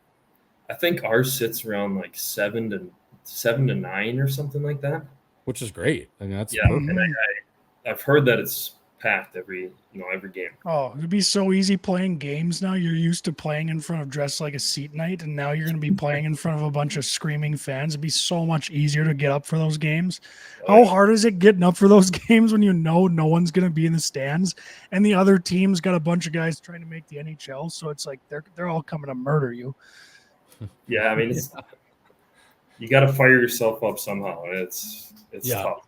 Yeah, I don't know whether you got to snort a Sudafed or something, but you got to get yourself buzzing one way or the other. Dewey, did you bring the wrenches or did you bring the tennis racket? Do you have any of the extracurriculars in terms of, you'll have a couple of these weekends off maybe where you have a Saturday or Sunday or maybe both? Like there's got to be some golf up there or probably even some decent tennis courts too, because those guys, they love the racket sports as well. Yeah, I brought the wrenches. I got those with me. I left the tennis stuff at home though. Yeah. But I was just walking. I was just bored yesterday, so I was walking through the sporting goods store, and they got. Have you heard of that paddle? Oh yeah, we used to play that. Yep. You played it? Yep. Where you can bank it off the wall and all that. Yeah. I think they're huge into that here, so I gotta get myself a racket. Get out there. That's a nasty game. It's like a mix between like squash, pickle, tennis, racquetball, maybe. Racquetball. Yeah, there's courts all over, man. Especially like if you could find one like closer to the water or something, it's unreal. Yeah. It's a fun game. Even in the season too, if they have an indoor facility, you go there and play a couple 2-on-2 matches. It's a lot of fun. Oh yeah, dude, I'm playing. How's the tennis game been? Oh man, I made. Speaking of tennis, I just got off the court. And I made Bobby Gucci, the Heat Daddy, break his racket today. I took him to the graveyard yesterday, and I dropped him off at the cleaners this morning, and it was just rinse and repeat. Yeah, he broke his one racket. He snapped it in half, and I think the other one he yard sailed. So he might be down about $500 right now in rackets just because of the last 2 days. But yeah, dude, I found this new racket that Nikki K plays, Curios. Yeah. It's the Yonex. So, I've been texting you a bunch about my racket tour. I've tried the Babolat. I had the Wilson Pro Staff 97. That's probably the nicest one, but I'm not a good enough player to hit that. It's like hitting a blade in terms of if you're a golfer. I need a little bit more, a cavity back, if you will, for a tennis racket. So I found this Yonex. It's called the Percept or Precept. I call it the Perk. I mean, it's just fitting for me, right? The Perk. So I'm playing this Yonex, and I was using the head yesterday, and I was using the Yonex. And this Yonex, I'm gonna go buy it today. It's unbelievable, dude. It's so nice, and I'm not just You know, I was a little bit horny on that Nadal racket, and I kind of got off of it. This one, it held firm for the last 2 or 3 days, and man, there's a reason why like Emma Navarro, aka Sneaky 7 Navarro, and a lot of these players use this Yonex. It's butter, dude. It's really nice. I've never heard of that. I'm gonna have to look that up. Yeah, so I was going in there just like an asshole myself into the All About Tennis store in Scottsdale and kind of just grabbing my own rackets and not really, you know, I know the specs, but how the fuck do I know what a racket is? I started playing 4 or 5 months ago. So this guy, I finally went in there. I'm like, dial me in. Like, let me get something that, you know, I'm a decent player. I'm an athlete, but I don't know how to play tennis really. Like, you know, so he's like, okay, try this one. And he gives me this Yonex and the head as well. But he's like, I think you're going to like the Yonex. And sure as shit, man, it's juice. Like I got good weight. I got good weight on the forehand right now. The serve's obviously just whatever, but yeah, it's like where you think you're hitting it, it's going. God, that's what you want. You got a favorite nugget, Jordo? I only play the Dunlops. Like that's what the ATP plays until they get to the US Open. Then they play the Wilsons. But that Dunlop nugget, Ozzy, it's nice and fuzzy. It holds. Oh. And it jizzes too. You can put a little cut on it. What's that? Yeah, I only play Dunlop rocks. Yeah, like the Pro V1. How you switch them out? Like how long can you use the nugget for? I mean, in this heat, dude, you cannot use them that long. Like I would say, I usually try to re-up every week if I'm playing. Mm-hmm. Yeah, and I'll keep the old ones. I'm not an asshole, but in case we need some more rocks. But it was funny. We play a decent amount with 34 down here in terms of Austin Matthews. I'm going to name drop him because it's a funny story. So we usually play, once a week or whatever, if he can play, if he's not skating, and he's a busy dude himself. He just got named the captain. But there was a day where, because he buys fresh nuggets for every time we play, and he's probably got 30, 20 to 30, and we finish up, the day's over, all sweaty, everyone's leaving, and there's probably 10 to 15, 20 nuggets all around the court. I'm like, are you gonna take these? He's like, nah, you bro. I'm like, oh fuck, it's kind of dust if I'm just taking your nuggets. Like, I'm just leaving them too now, I guess. So I just left them. I should have grabbed them. It's like this guy only hits nuggets for one time. He's one and done with his. Like, good, you should have twirled around the block, waited till it out and went and grabbed the nuggets. Well, that's what I was thinking. I actually waited a little bit longer because I was so fucking gassed and sweaty. I was like, do I grab them now? I'm like, you don't want to be the guy seen. Yeah, I was like, they got cameras at this place. There's no way. That's dust. I'm not doing that. It's like you're still hungry and your buddy doesn't finish his meal. So you're like, fuck, should I eat some of his meal? Like he's done, but then you're like, I can't look like that guy. I look like a fucking idiot. Yeah, exactly. Like there's nothing wrong with these balls, but you know what? I'm not grabbing them either. That's like Nick. That's like Nick too when he plays, because he gets those free TaylorMade nuggets for golf balls. Like if it has like the slightest scratch on it, he just like throws it into a bucket of like 200. It's like, okay, well, I'll take those. Normally I'm hitting a $1 ball, and normally I'm hitting a noodle Kirkland. Yeah. So, but tennis is so nasty. I can't believe these guys, Dewey. They went right from the Toronto Open to the Canadian Open, right into Cincinnati, and then they got the U.S. Open. Right after that, it's like these guys are nuts. Like they go nonstop, man. They go nonstop. They're like marathon runners, man. That's what I'm saying. It's not golf. Like wouldn't expect it's tough. You wouldn't expect to see like the big names go to these tournaments, but they play almost every one. Yeah, it's nuts. And how gassed are you after a tennis match? Like I can't walk for like the next couple of days. I'm just done. Yep. Ozzy, didn't we? I remember we were at Floyd's one night. It was late night in the summer. That was COVID summer. Mm-hmm. I feel like we had a match challenge going between me and you. Oh yeah, about an hour and a half on who would beat who. Yeah. I think talking it out, not actually playing. Well, tennis, it's kind of like ping pong. Like you got to play a couple times to get your feel back. Like once you're in the rhythm, you feel good. But before that, so I think. It would take me some time because you play a little bit more than me, but I think once I'm up to my speed, I think I can take you. Well, I think that was my argument, was what you haven't played, but who knows what you're saying. I can see you.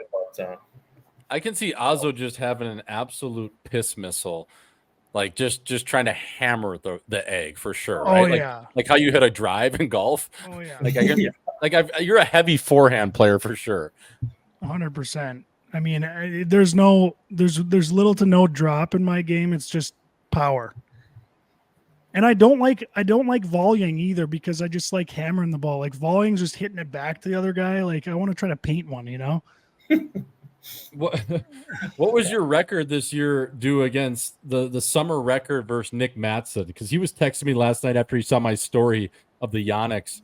He was like, "Is that an E zone 100?" I'm like, "No, fella, that's a percept." But what was the summer record against him? Did you get out more than 3 times? I only played him one time.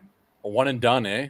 I took him to the cleaners, but I only played him one time. It's too busy with his girlfriend now.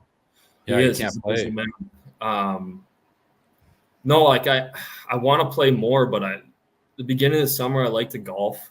Yep. And honestly, like if I haven't been training, I can't just hop onto a tennis court and think I'm gonna be all right out there. Like I need my body to be in shape because it's tough. Mm-hmm. Mm-hmm. Well, and especially if you're skating and working out and then trying to play tennis all in one day, you're going to be so cooked. Like Exactly. you're going to have to sleep like the next 4 days with the Normatex on. Like there's no way your legs are going to be in it. Exactly. And you know my knees. Yeah. If I pound pavement too much, they get tough. Oh yeah. How funny was it when we were after the Gershich wedding on that Saturday when we went out there in like 100-degree humidity, 95 out, sweating it out. We had Uncle Rico out there, Ozzo, and you should have seen this guy. I thought he was going to have a jammer. Like I thought he was going down, but he was battling so hard, and he actually, for having no tennis form, he was actually not bad. Pretty good. Yeah, he's pretty good. And did you see his shoes that he was wearing? Yes. It was a miracle he didn't break both of his ankles out there. Yeah, he had like the Air Brooks brothers with no support. Yeah, like the ones in the airport. Every time he'd run for a ball, I was just like, oh shit. Yeah. Easy. You're not the same man you were, Dusky. Smash, I hit it pretty good, and his shoes would almost like roll out of his feet. I was just waiting for that thing to snap. Oh my god, that is all time. Dewey, Jordo, how about me and Dewey? Dewey convinced his fiance Kip to let him golf on Saturday this past weekend. So we played in Besser's 4-man scramble tourney. Yeah, I saw that. And we're like, all right, what's our number before we tee off? What's our number? All right, we got to go dash 15, 16 if we want to win this thing. So we par the first hole, and Dewey's like, all right, boys, that's our last par of the tournament. If we don't par, if we don't make this next birdie putt, like we're taking a mulligan on it, because each guy gets a mulligan. Well, we proceed to maybe par, I think, 16 out of the 18 holes. couldn't get one birdie. Didn't make a single putt all day with 4 guys putting at the same, doing the same putt, just brutal. And then, it wasn't too bad. Isn't that course a goat ranch too that you played? It wasn't terrible. I thought it was gonna be worse. Golf, like it was tough. Yeah, I would have played out there. We never had a straight putt. What did you guys fire? Like -2 with cheating? Well, we got an eagle. We got an eagle in there. I think we got -9 with about 15 mulligans each. But we never counted the mullies if we didn't. Yeah, if the mully didn't work out, we didn't count it, so we still kept it. How funny is it when you're buying the string out there to, so you can count those putts that maybe, you missed by like 6 inches or whatever. Yeah. All of a sudden you buy $100 worth of string, then you're just making up more string. You're buying all in for about $1,000. Not a bad day out there. -10. Yeah. Grinded. Just leaving make the course $1,000 deep, only to finish like 30th place. We weren't even close to winning. We were trying to beat these guys who play on the Corn Ferry, and then this girl golfer who played D1 and then played some professional golf. It's like we're trying to beat them out there having drinks. Like there's no fucking chance. No chance. That was a good tournament though. Was that your first time there? Yeah, first time. He puts together a hell of a really. Yeah, it was good showing. Wow, that's good for I was looking at the tee sheet. There's some Sioux boys in there. Rochi was in there. A couple other names. Lee Score and Gorn, I think I saw. couple other names, but yeah, it was a good tournament. Well done by Bess. People were liking the butter golf stuff too, Jordo. Everyone was checking it out. It looked good. I like it. Yeah. Yeah. Yeah, I sent them a swag bag, and then they did their hats, the tournament hats, through us. So that was nice of Bess to give us an apple there. But Dewey, before we kind of let you go or whatever, in terms of getting back to the grind of tomorrow and into 2 days, we got to touch on Ozzo. I wish you were on this trip so bad, because I don't know. I think you were working at the time. You were just getting into mini movers. But dude, you remember? It's one of my favorite trips we've ever done. Was the Yellowstone, Montana swing into Big Sky during COVID, and it was one of those times where not a whole lot was going on. We were working out like everyone. We were out of work. We didn't know what was going on when the season would start. So I think we planned the trip in maybe a night. I came over on a Monday and we had left on a Wednesday, and we just got in the car and drove straight to the chin of Big Sky. But the highlight of the whole trip, it was the Cowboys, obviously. It was the Cowboys. Well, you're an honorary member of the Cowboys yourself, Ozzo, but it was us and Tomer. We got in the car, then we met Simo out there and Brady Johnson, another one of your Grand Forks buddies. But we stopped along the way on 94. We played Medora, and we played that bully pulpit course, which is unbelievable in the Badlands. And then we actually got to the Come On In, I believe, Ozzo, in your dad's hotel. Is it in Billings? Yep. So we got to Billings the next day, and then we had a little air out the following day, kind of along the 94 at the Gallatin River. And then we get into Big Sky, kind of mill around there. We did some crazy shit in terms of some downhill biking. But the funniest part of the whole trip, and I think this checks out, was we were in Yellowstone. We actually ended up getting lost in Yellowstone as the sun was coming down, and we had no idea where we were. But before this, Ozzo, one of our stops was Old Faithful. And we thought Old Faithful was like a arcade game. You just go there, you put the quarter in, and it pops off. We're what the fuck? This thing's not shooting off for the next 2 hours. So what did we do? We went back to the truck, came back to Old Faithful. We were brown bagging it in terms of boozing, pre-gaming it with a group of probably 7-year-old kids on a field trip right in the first row, and then it was us middle-aged assholes in the second row just boozing pregame and waiting for this thing to go off. Is this thing gonna fucking shoot off already? And these kids are going crazy, and there's 3 guys or 4 guys in the second row, and we're drinking IPAs waiting for this thing to shoot off. We're you gotta take a piss? Yeah. All right, so we go around the corner, walk around, and there's signs all over the place. Please, no alcoholic beverages in the park. We're just sitting there just boozing. I must have had 5 beers waiting for that thing to shoot off, and then it shoots off, and we're well, that was it. That sucked. All right, let's get back in the car. Simon, looks like you're driving because no one else can. Wasn't it 10? It was 10 feet high. That's it. It was very underwhelming. What it was. In our defense, so we found out that we had, if I can remember this correctly, we found out it was 2 hours until it shoots off. Yes. So all right, well, it's not too busy. It looks just like a park, right? Let's go grab the beers. So we start having these beers, and all of us it gets closer and closer, and all of a sudden I look around, there's a field trip around us. And I'm what are we? I didn't know what was going on. I don't know if we're getting kicked out or we can't pick up and leave now because everyone's going to see that we have a cooler here. We have a cooler. I mean, it was a cooler for Old Faithful. That's the thing, dude. You're right, because when we originally sat down at those benches, there was nobody there. It's like you're at a campsite. Right. Of course, you could have a couple cold ones. Right. Yeah. We're sitting there, and there's nobody there because, again, we're waiting 2 hours. We're are we really waiting this out? So, yeah, of course, we load up the cooler, and we sit there. But then, as you said, now an hour, it's, close to an hour, and this thing's going to shoot off. Now it's 30 minutes. Now it's 15 minutes. And we're looking around. It's oh, my God. It's we're this is packed right now. It looks like we're at, this is not a tailgate anymore. This is a real-on show, and there's kids in field trips running around, tripping over their own shoelaces. There's, the counselors. There's people all over, and we're just sitting there just boozing. I mean, it was all time. It was so uncomfortable but funny at the same time. Well, we couldn't break character at that point. We had to. And the sound of a a beer crack, like you're trying to hide it because there's might be a teacher next to you, and it was nuts. But that trip was all time, Jordan. Like that, we just went out there on a whim and we saw like some of the coolest scenes I've ever seen. Like that was unbelievable. Was that the same trip you guys went whitewater rafting? No, that was a different one. That was on that was just me and Tom. Okay. That's a funny story, Dude, too. Oswald, your buddy, or I guess our buddy Statter, was there, and he's obviously was a guide and worked on the hill in terms of Big Sky, and I think he still does. But he'd convinced us to do downhill biking. You know the bikes where you load up on the ski lift and you go up there. Didn't you walk it down, Jordan? Because you're like, fuck this, dude.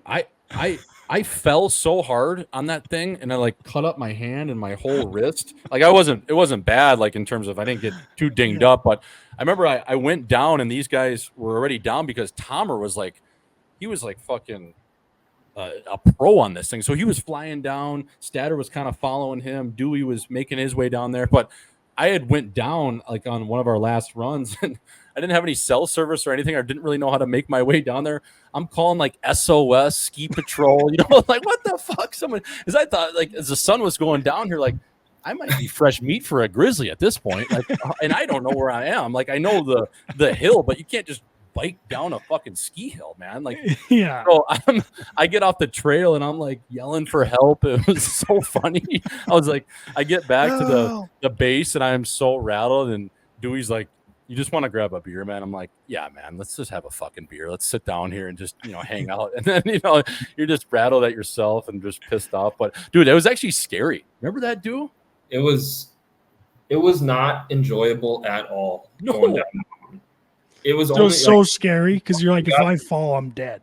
Yeah, exactly. Once you got down, like you could take a breath, but it was nuts. I don't know what the hell Tomer was doing. He didn't have a fear in the world. He just flew down the mountain. Oh my God. Jordan, I was in front of you when you fell. And I paused because I was like, I got to ride this out with Jordan because I'm freaking out too. Like this is, we were doing green diamonds the whole day and it was still like tough. And Stad, of course, he's done it. He does it every day. He's like, let's go to a blue. Like it'll be no problem. Like there's no difference. It was nuts. The blue big difference. Yeah. So I waited and I was trying to like ride the rest out with you like slowly. And I didn't see you for like 30 minutes. So I'm like freaking out. What the hell? So I ended up walking up trying to find you. And I'm like screaming your name. And I couldn't find you. So I'm like, well, we lost Jordan. Like, yeah, we lost. Yeah. No, I mean, down. Yeah, again, like the fall wasn't that bad. Like I just kind of fucked up my hand or whatever. But that was so scary. And you got like Tomer like dropping into like a 10-foot drop, just riding out. Because also, if you hit the brakes too quick too, you're going over the top. You're going ass over tea kettle. You're fucked. You got Tomer like dropping into these like half pipes and like going down with sticks all over the place, hammering it, like popping wheelies over shit. I'm like, oh my God, like this guy. One, he's just that dumb, or two, he's that good, and it might be a mix of both. A little bit of both. He was in flow state that day. I mean, even loading your bike to get on that thing was crazy. Remember those guys we saw going up, dude? The one time we got on the gondola, like the one guy like broke his arm like 2 weeks ago, and the other guy like said he got like knocked out. I'm like, Jesus Christ, what are we getting into? He's got one of those neck casts on. Yeah, it's not that bad. It's not that bad. I was like, what is the fuck, man? Yeah, that was crazy. I think like, I mean, skiing or snowboarding, even like in the backcountry through the woods, feels more safe than that shit. Because that was nuts. But you get the snow to fall on. Yeah, you're falling on straight rock when it's in the summertime. That's nuts. And the slower you go, the harder it is. Yep. Yeah. Down. You got to go fast. Yep. Yeah, you got to go Ricky Bobby. Yeah. Yep. So that was an all-time trip. Peak of the trip was Old Faithful. What's that? Peak of the trip was Old Faithful. Yeah, peak of the trip was Pregaming Old Faithful, and then driving back out of Yellowstone, not being able to see anything, no cell service, and we got Simo on the wheel. And then I think at one point I actually took over the wheel. I don't know where it was. It was somewhere outside the park.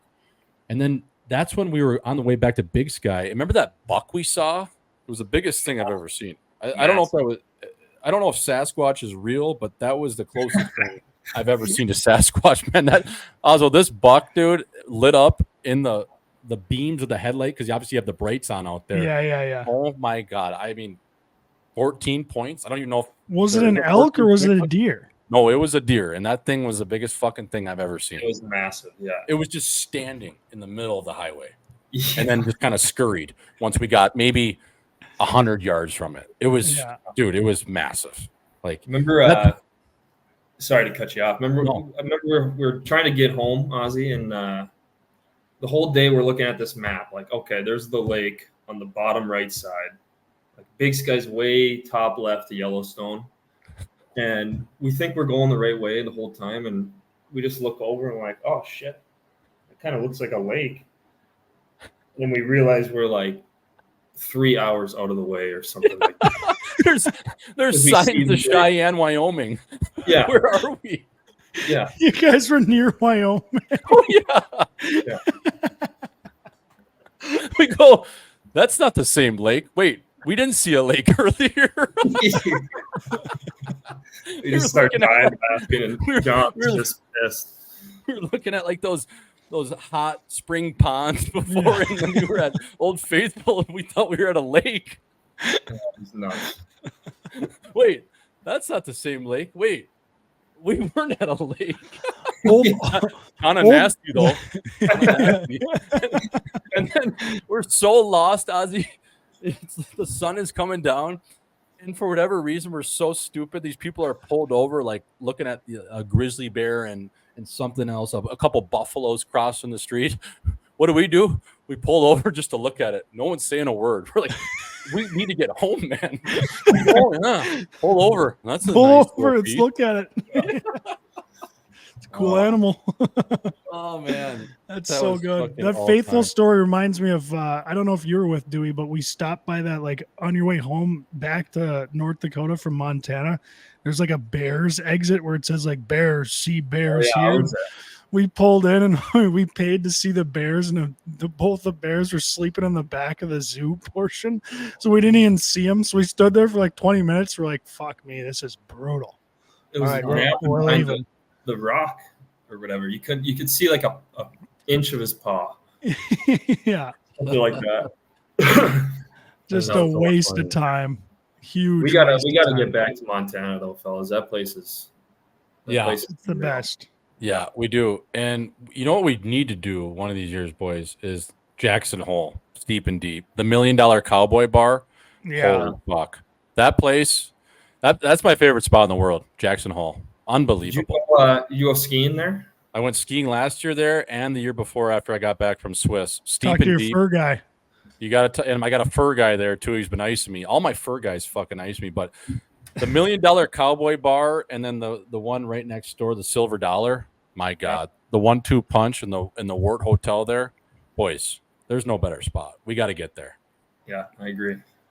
I'm in. I love ski trips. Yeah, even going there in the summer would be sick. There's golf, White River rafting. We could fish. It would be unreal. Yeah, anywhere in those pockets are great. But my last question for you is, if you were going to do one event and you're going to train for the next year, or say even the next 4 years, for 2028 LA in the Summer Olympics, what is one event you think you could compete in, or would be give your best chance to compete in terms of one event in the Summer Olympics? Training for 4 years, going all out. Yeah, you're going Johnny Chan all in. I don't know, man.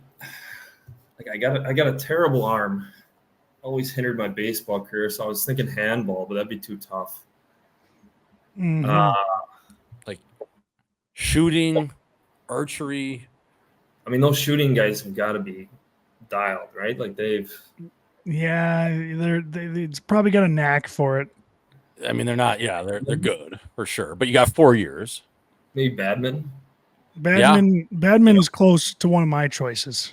You think so? Yeah. I think so, yeah. Because you're not going to touch ping pong, but that little birdie, I think you could dial in. And how many people are really training that, like as your competitors, Right? like especially out of the U.S. If you are to make it, I feel like there's not a huge pool of competitors you got to beat out. Yeah. No. Yeah, that's the one I'm going with. I mean, I obviously wouldn't make any, but badminton would be my best shot. Yeah, because it's not one of those racket sports where you have no fucking chance, and at the same time, if you played every day, you weren't hung like we were doing it in freshman year in gym class. I took badminton. Like, yeah, I think you could. Yeah, like it's so hard to score a point in badminton too, because they whack that thing. It's like a fly swatter, and it doesn't go anywhere. And you can just pop it up if you get. Yeah. Like. Right. Unless you hit it exactly on the screws. So that or curling. Nothing against the curling guys, but I think you give me 4 years to train, I might get there. Yeah. How about, do you see that guy on the pole vaulter that got his wrench stuck on the bar? Yeah. Oh my God. Did he have Cialis in the system, or oh my God, he had an absolute He's got a python. He got a heart on it. Was that a cup or is that his wrench? I was like, how do you make it to the Olympics if you got to deal with that? That's like, yeah, it's holding them down. I was gonna say, give them the bronze at least just for. I was gonna ask, was that the White Goodman dick pump? I don't know what was going on there. Like, Jesus Christ, he was stuffing it. He had the cup like number X and from the longest yard. Yeah, exactly. Like, Jesus Christ, man. Yeah, he was all horned up with nothing to do with it other than get it stuck on a bar. But yeah, Ozzo, you got anything else for Dew before we let him go? No, just we'll miss you over here, Dew. We'll be following along. It'll be fun to see what this season has to bring for you. Yeah, I'm excited, fellas. Obviously, I miss you guys, but we'll have our good times come this summer. Yeah, 100%. And probably mid-season, we're going to need you back on, reoccurring guests, just to get a live look into the SHL, see how things are going. But Dude, we appreciate you popping on, my friend. You are a dear friend over here at Live in 5, as you know. So one of the original Cowboys over here, folks. One of the best. Paul LaDue. Thanks, fellas. Love you guys. Because I wanna be a cowboy, baby. With a top left back and the sunshine shining. Cowboy.